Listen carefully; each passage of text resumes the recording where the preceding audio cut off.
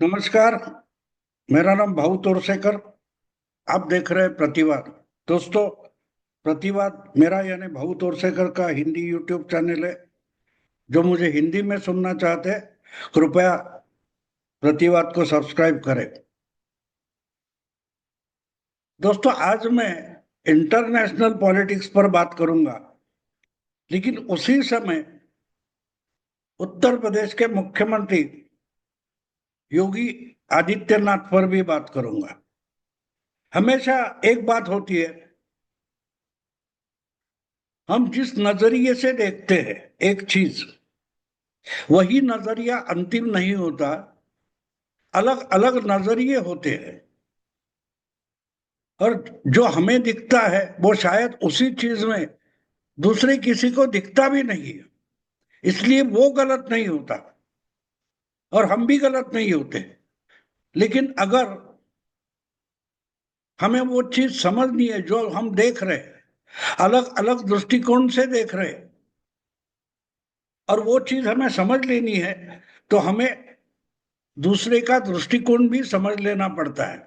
अगर नहीं समझेंगे तो अलग अलग मायने निकाले जाएंगे, और जिस समय जिसका मायना सही है वो बोलेगा कि मैंने बिल्कुल सही कहा था। लेकिन दूसरा समय आता है जब दूसरे का दृष्टिकोण सही होता है, तो वो बोलता है मैं सही बोल रहा था, तू गलत था। तो दोनों गलत नहीं होते।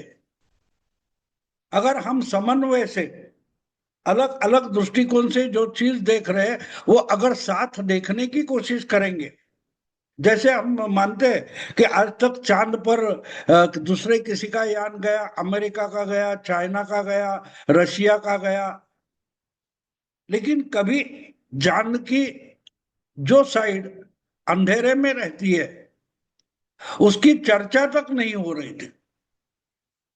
भारत का चंद्रयान जो पहुंचा, वो चांद की जो ढकी हुई साइड है, अंधेरी साइड है, जहां अंधेरा ही होता है, वहां हमारा चंद्रयान पहुंचा है। और चांद का अलग ही चेहरा, चांद की अलग ही जानकारी दुनिया को मिली है। लेकिन आज तक किसी ने जो चांद का ढका हुआ इलाका होता है, अंधेरा जहां छाया होता है, उस पर चर्चा तक नहीं की थी। लेकिन वो चर्चा भारत ने की, और सब दुनिया देखती रहेगी कि भारत ने अलग से नई जानकारी ढूंढ निकाली। कहने का मतलब ये कि देखने का नजरिया अलग अलग होता है, इसलिए एक दूसरे का गलत नहीं होता। अलग अलग समय में एक का सही होता है, दूसरे का गलत होता है। और इसीलिए जो चीज पर चर्चा हो रही है, जो चीज देख रहे हैं, वो अलग अलग नजरिया इकट्ठा करके समन्वय करके देखनी चाहिए। और नहीं देखी तो दोनों का भी नुकसान होता है। अब इसमें इंटरनेशनल पॉलिटिक्स क्या है, और इसमें बुलडोजर बाबा आदित्यनाथ जी कहाँ है, ये विचार आपके मन में आएगा। तो इसका कारण ये है कि आपको याद होगा, एक साल पहले जब लोकसभा का चुनाव हो गया था, और बाद में 3 महीने में जब हरियाणा का चुनाव शुरू हो गया था, उसकी प्रक्रिया शुरू हो गई थी, तो वहां प्रचार के लिए गए हुए उत्तर प्रदेश के मुख्यमंत्री बुलडोजर बाबा ने साफ साफ कहा था, कटोगे बटोगे तो कटोगे, एक रहोगे तो सेफ रहोगे। ये मामला सीधा सीधा था, जो लोकसभा के परिणामों पर आधारित था। अपने अपने दृष्टिकोण के कारण हिंदू वोटर बढ़ गया था, और इसलिए मोदी जी तीसरी बार चुनाव लड़ते समय बीजेपी अपना बहुमत खो बैठी थी। और क्यों खो बैठी थी? इस देश में अगर 70 से ज्यादा प्रतिशत हिंदू वोटर है, तो वो हिंदू कॉज के लिए, हिंदू कारण के लिए इकट्ठा क्यों नहीं होते? आपस के झगड़े में बढ़ जाते हैं, और उसका फायदा लेकर जो लोकसभा के नतीजे सामने आ गए, उसके बाद तो मुस्लिम संगठन मातोश्री पर आकर, उद्धव ठाकरे के निवास स्थान पर आकर उद्धव ठाकरे तक को धमकाने लगा, जो उद्धव ठाकरे खुद को हिंदुत्ववादी मानते। ये परिणाम था बंटने का और कटने का।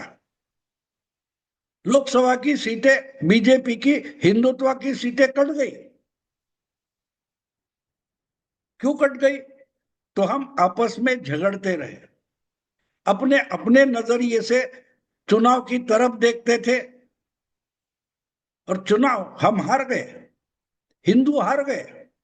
हार बीजेपी की नहीं हुई थी, हार हिंदुत्व की हुई थी। और इसमें मुस्लिम वोटर साफ था, उसको मतलब नहीं था कि इंडी गठबंधन जीतता है, भाजपा जीतता है, या शिवसेना उबाठा जीतती है, उद्धव ठाकरे की शिवसेना जीतती है, या शरद पवार जीतते हैं, लालू जीतते, उससे उनको मतलब नहीं था। उनको मतलब था बीजेपी हारनी चाहिए, क्यों? बीजेपी ये ओरिजिनल हिंदुत्व पार्टी है, और हिंदू को हराना है तो हिंदुत्व की पार्टी को हराना पड़ेगा, उससे हिंदुत्व कमजोर हो जाएगा, हिंदू कमजोर हो जाएगा। ये मुस्लिम वोटर के सामने ये आइडिया क्लियर थी, इसलिए उन्होंने बीजेपी के खिलाफ वोट नहीं दिया, ना कांग्रेस को वोट दिया, ना अखिलेश समाजवादी को या ममता दीदी को वोट दिया। मुस्लिम वोटर जो मैक्सिमम है, वो अपने धर्म पर इतनी श्रद्धा रखता है कि भूखे मरेंगे लेकिन इस्लाम के लिए लड़ेंगे। ये जो मेंटालिटी है, वो मेंटालिटी उनको बटने नहीं देती। और इसी ढंग से अगर उन्होंने वोट किया है तो बटा हुआ हिंदू और हिंदुत्व कट गया, 303 से 240 पर आकर रुक गया। ताकत उनकी नहीं है, वो तो largest majority, second largest majority, या क्या बोलोगे, माइनॉरिटी वगैरह है, अल्पसंख्यक है मुस्लिम। लेकिन वो अपनी तरीके से अगर खेल खेलते हैं तो चुनाव जीत जाते हैं, क्योंकि उनकी जीत हिंदुत्व के हार में है, ऐसा वो मानते हैं। तो इसका परिणाम ही 4-5 शब्दों में बुलडोजर बाबा ने पेश किया था, बटोगे तो कटोगे। तो इसका इंटरनेशनल पॉलिटिक्स से क्या रिश्ता है, वो भी समझना जरूरी है।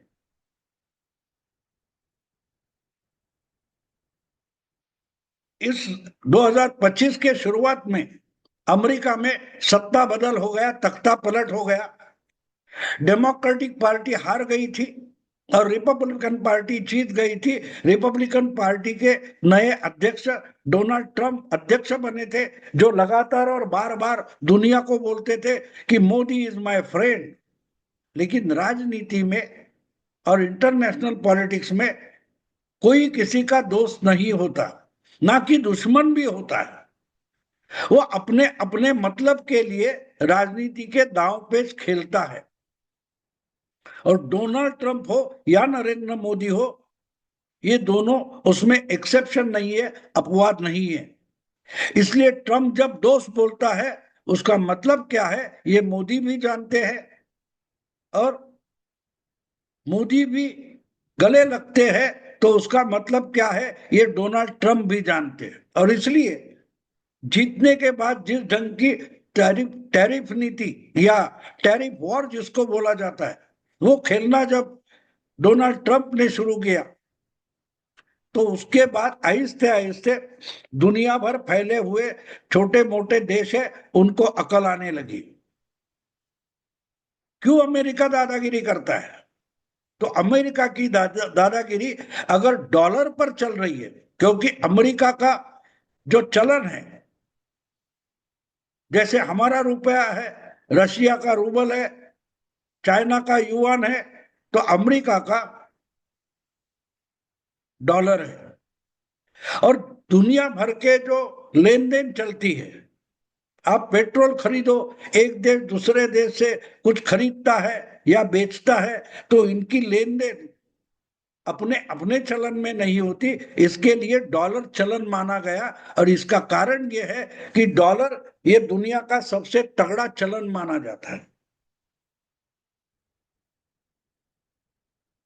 तो अमेरिका सैंक्शन करता है का मतलब क्या होता है कि भाई भारत ने परमाणु स्फोट कर दिया, तो उसको सैंक्शन लगा दो, इसको सैंक्शन लगा दो, ईरान पर सैंक्शन लगा दो, चाइना पर लगा दो। ये जो कुछ नाटक अमेरिका करती है, उसका मतलब ये है कि आपकी जो रिजर्व है, जो डॉलर में होते हैं, उसमें आप लेन देन नहीं कर सकते।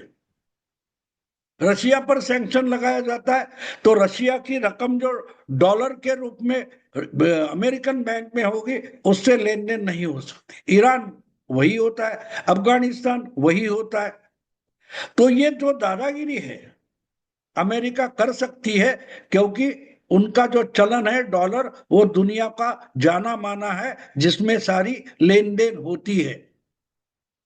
और जब तक आप डॉलर से टकराव नहीं करोगे, डॉलर से दो दो हाथ नहीं करोगे, तब तक अमेरिका की दादागिरी चलती रहेगी। ये अमेरिका भी जानती है और बाकी देश भी जानते हैं। और इसलिए ये डॉलर का मामला लेकर अमेरिका एक दूसरे से खेलती है। कभी मोदी को साथ लेगी, कभी शी जिनपिंग को साथ लेगी, कभी खामेनी के साथ बोलेगी, सऊदी के साथ बोलेगी।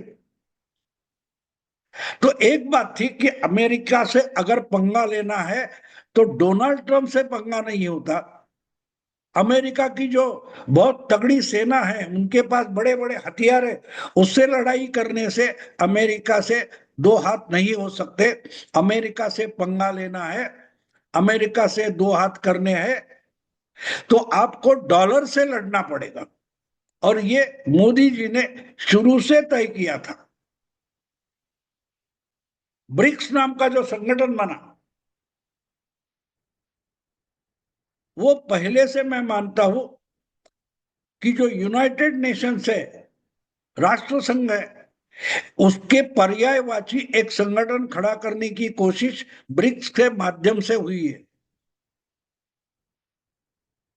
दूसरे विश्व युद्ध के खत्म होने के बाद यूनो बना, तब जो बड़े देश थे, प्रगत देश थे, शक्तिशाली देश थे, उनको वीटो दिया गया और उनके ही मर्जी पर राष्ट्र संघ चलता है, यूनो चलता है।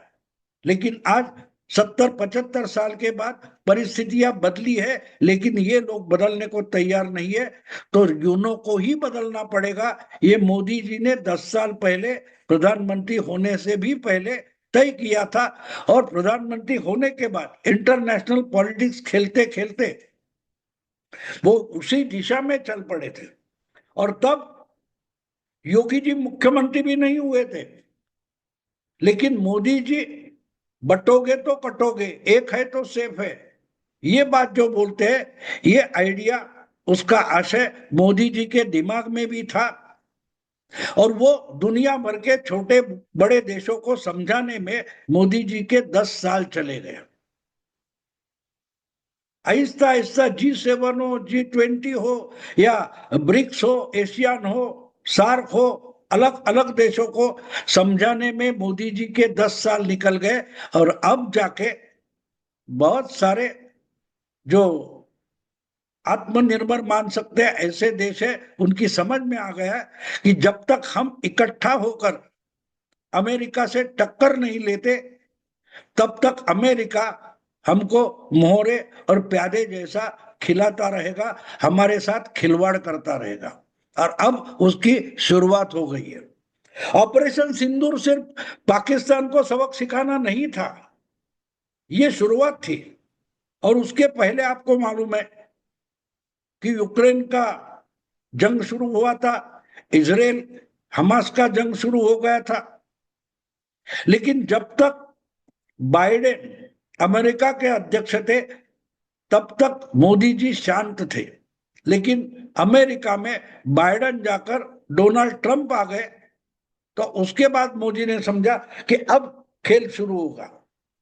और उसके बाद ही जो खेल शुरू हुआ है, तो हम देखते देखते तो मोदी जी ने अपने साथी बुलडोजर बाबा का जो मंत्र है, बटोगे तो कटोगे, एक हो तो सेफ हो, ये मंत्र इंटरनेशनल लेवल पर खेलना शुरू कर दिया।